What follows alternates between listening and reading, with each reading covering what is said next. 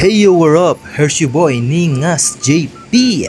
At ngayong araw mga utol, samahan nyo ako na baklasin natin itong ating brake caliper. Dahil ilang araw ko nang iniinda yung naririnig ko na to, na para bang may naghahasa sa ilalim ng aking motor. Marahil ang aking brake pad ay upod na. So baka nagtatama na ng bakal to bakal yung brake pad at saka yung brake disc. Kaya naman umiingay na siya ng ganon. Kaya ang plano ko ngayon ay dapat na siyang palitan, no? Kung sakali mang upod na talaga. Pero kung hindi pa siya upod, ilalagyan na lang natin siya ng washer para ma-adjust siya ng kaunti, no? Hindi niya nagigets yung sinasabi ko. Hindi ko rin magets. So kung hindi pa naman siya upod, lalagyan natin ng washer, yung magkabilang tornilyo na magiging pagitan doon sa brake pad. Ayan, yung tinutusok-tusok ko ng ano na yan, lalagyan natin ng washer yan kung sakali mang hindi siya upod para lang magkaroon siya ng allowance. Baka naman kasi masyado nang nagdidikit, para lang magkaroon ng konting allowance. Yan, nakikita nyo yung tornilyo na yan, yung babaklasin ko na yan. Diyan tayo maglalagay ng washer kung sakaling hindi pa upod yung ating brake pad. So madali lang itong baklasin. Pagkatanggal mo ng dalawang tornilyo na yon, hatakin mo lang pababa. Yan, nailabas ko na. Pagkalabas niya, makikita niyo kung paano ko siya baklasin. So dyan mga utol, makikita natin na mayroong pin. Yung maliit na pin na yan na parang parang tawag na to, parang alambre na yan, ay tatanggalin mo lang yan mga tol. Medyo pipihit ka ng konti para matanggal mo siya, no? So madali na tanggalin yan, hatak-hatakin mo lang yan. Tapos medyo ngingiwi ka lang ng konti para matanggal mo lang. At ayan na nga siya mga utol, no, natanggal na natin. Tapos yung mahabang pin na yan, medyo pupukpok mo lang ng konti. Tapos hahatakin mo lang yan sa kabila. Tapos may tatalsik dyan. Point. Wala, tumalsik na. Yung tumalsik na yan, ayan yung naman magitan sa ating mga brake pad para hindi sila magdikit. At para hindi rin sila basta-basta maaalis, diba? Matatanggal. Kita nyo mga utol, upod na ang ating brake pad. So wala nang yan, wala nang pag-asa yan. Hindi na rin tatagal yan. Kahit pagtsigaan natin yan, hindi na tatagal yan. Maninira na lang ng brake disc yan. Kaya ang gagawin natin ngayon ay atin ang papalitan. So yung brake pad nga pala mga utol, nabili ko lang yan sa Shopee. So ito yung kanilang shop. Puntahan nyo na lang kung may kailangan kayong bilhin. Marami silang mga pyesa na pang China parts mga utol. Mga China bike na parts, marami sila yan mga utol.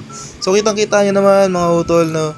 Ang laki ng pinagbago. Ang laki ng inupod niya mga utol kumpara sa luma tsaka doon sa bago, diba? Makikita nyo naman. So sinusukat-sukat ko pa yan, no? Tinan mo, makikita mo, diba? Tingnan mo naman kung gaano ka-upod yan, men, di ba? Yan, o, di ba? Hindi ba papalitan yan? Kailangan mo ng palitan yan. So, ikakabit na natin yan, mga utol. Papasok na natin yan. At dahil nga bago yung ating brake pad, mga utol, no? So, kailangan nating mapaluwag yung pump, mga utol. Kailangan nating magbawas ng brake fluid para yung ating brake pump sa ating brake caliper ay lumuwag at may pasok natin yon, may tulak natin siya papasok. Kasi kung hindi tayo magbabawas ng brake fluid mga utol, hindi natin magagalaw yon.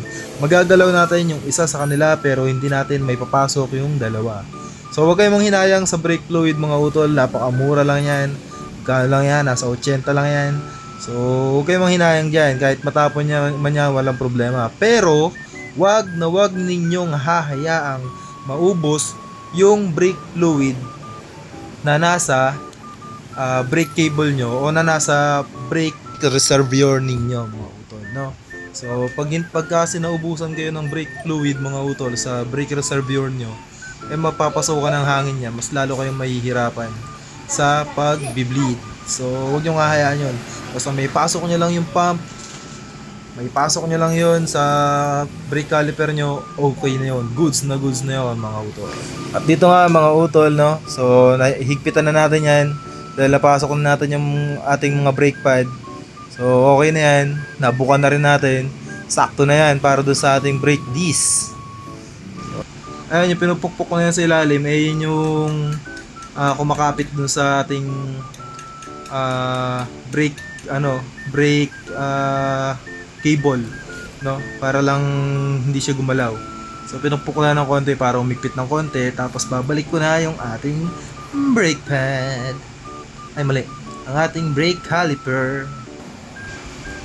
So yun na mga utol, na ibalik ko na ang ating brake caliper. At kung naririnig nyo, wala na kayong naririnig na parang naghahasa sa ilalim ng aking motor.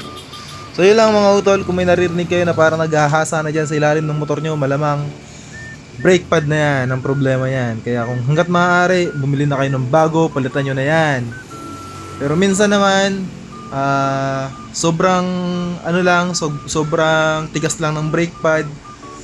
Tapos may mga ganun kasing brake pad na sobrang tigas, kumakapit dun sa brake disc natin,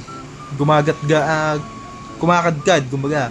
So nagpapa-washer yun pag gano'n. So susunod, pag naka-encounter ako ng gano'n, bibidyo ko para makita nyo. Yun lang, maraming salamat.